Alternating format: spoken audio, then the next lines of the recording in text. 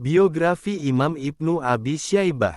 Sebagai seorang figur ulama hadis sekaligus ulama fikih, Ibnu Abi Syaibah ingin memberikan batasan-batasan hukum yang tegas sesuai dengan hadis-hadis dan atsar yang dipandangnya dapat dipertanggungjawabkan untuk dijadikan landasan hukum.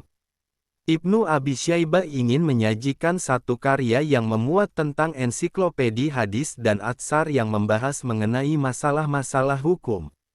Nama asli Abu Bakar bin Abi Syaibah adalah Abdullah bin Muhammad bin Ibrahim bin Utsman al-Abbasi. Lahir di Kufah pada tahun 159 H. Nama julukan Abu Syaibah bukanlah nama ayah dari Abu Bakar, akan tetapi nama julukan dari Ibrahim bin Utsman al-Abbasi yang tidak lain adalah kakek Abu Bakar sendiri. Syaibah terlahir dari keluarga yang mencintai ilmu pengetahuan, khususnya di bidang hadis. Hal ini dapat dilihat dari demikian populernya keluarga Abu Syaibah di kalangan ahli hadis di masanya.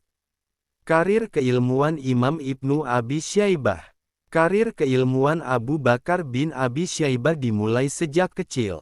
Di samping belajar dari dalam lingkungan keluarganya sendiri, Abu Bakar bin Abi Syaibah sudah berguru ilmu hadis kepada sejumlah ulama besar ahli hadis yang memiliki integritas kepribadian dan keilmuan seperti Imam Syarik, Ibnu Al-Mubarak, Abu Al-Ahwas, dan sejumlah ulama lainnya yang berada di Kufah. Dalam riwayat, Abu Bakar bin Abi Syaibah pun kemudian melakukan perjalanan ke Basrah untuk menimba ilmu dan menulis setiap riwayat hadis yang diterimanya dari guru-gurunya dan mengajarkannya setelah pulang dari Basrah. Sempat mengajar hadis di Baghdad, ibu kota Khilafah Abbasiyah. Bahkan dalam tarikh Baghdad, Abu Bakar bin Abi Syaibah sempat mendapatkan sokongan finansial dari Khilafah Abbasiyah untuk memerangi faham mupetik terbalik Tazilah dan Jahmiyah.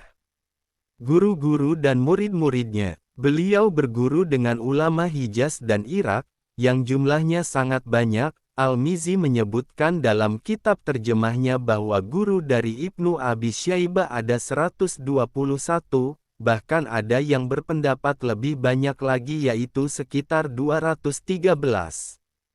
Di antaranya adalah Al-Qadi Syarik bin Abdullah W.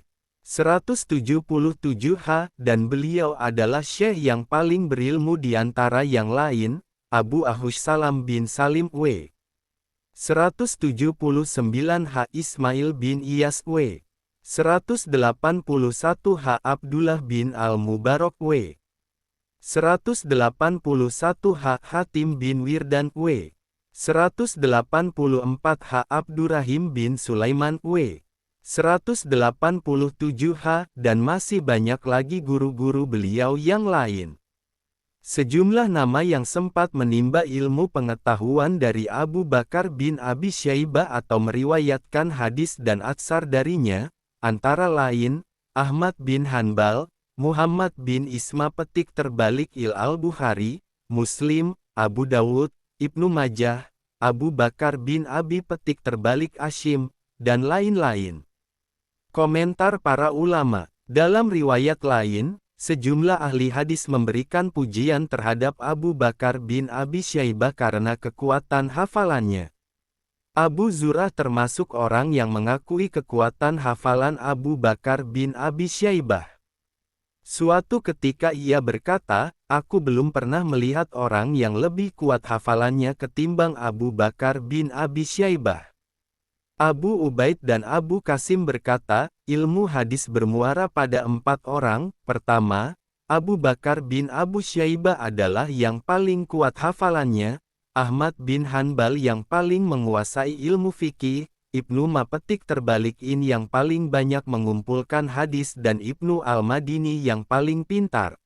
Sholih bin Muhammad berkata, orang yang paling alim di dalam hadis dan cacat-cacatnya adalah Ali bin Madini sedangkan yang paling baik hafalannya adalah Abu Bakar bin Abi Syaibah. Metodologi Musyanaf Abu Bakar bin Abi Syaibah. Ibnu Abi Syaibah sebenarnya tidak banyak memberikan kritik terhadap hadis-hadis yang diterimanya dari guru-gurunya. Dalam memandang mana hadis atau atsar yang pantas untuk dimasukkannya ke dalam musyanafnya, Ibnu Abi Syaibah lebih bertumpu pada kriteria sikah dan adalah menurut subjektivitas dirinya. Beliau tidak melakukan kritik terhadap mereka dan tidak menentukan kualitas hadis-hadis mereka dengan hukum-hukum tertentu. Metode penulisan dalam kitab ini adalah membagi pasal-pasal dan bab-bab. Dengan metode seperti ini akan memudahkan pembaca dalam mencari sesuatu yang sedang dibutuhkan. Sistematika kitab Musyanaf Abu Bakar bin Abi Syaibah disusun berdasarkan bab-bab fikih yang dimulai dari kitab Al-Taharah dan diakhiri kitab Al-Jamal wa Al-Sifin wa Al-Hawarij. Karakteristik Musyanaf Ibnu Abi Syaibah.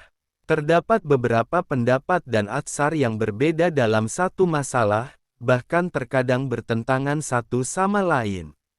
Terkadang Ibnu Abi Syaibah memasukkan pandangan-pandangan fikih ke dalam musyanafnya yang dianggapnya secara pribadi sudah memenuhi standar sahih, sikah dan adil.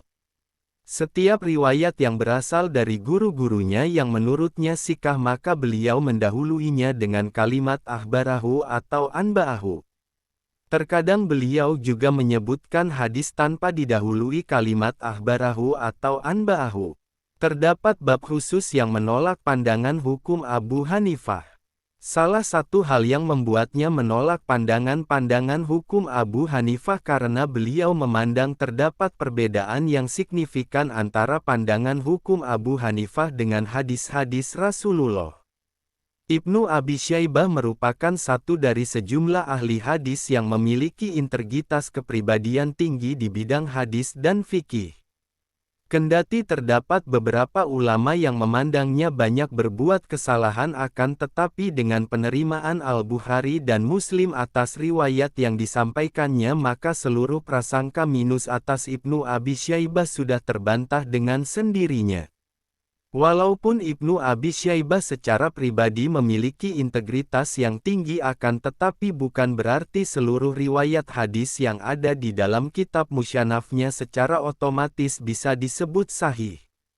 Banyak di antara riwayat hadis Ibnu Abi Syaibah yang secara kualitas lemah karena secara historis metodologi kritik sanad dan matan baru mencapai bentuknya pada generasi Al-Bukhari, sehingga kelemahan dalam hadis yang terdapat dalam musyanaf tidak bisa dipikulkan kepada Ibnu Abi Syaibah. Kitab Musyanaf li Ibni Abi Syaibah adalah salah satu karangan terbaik Imam Ibnu Abi Syaibah.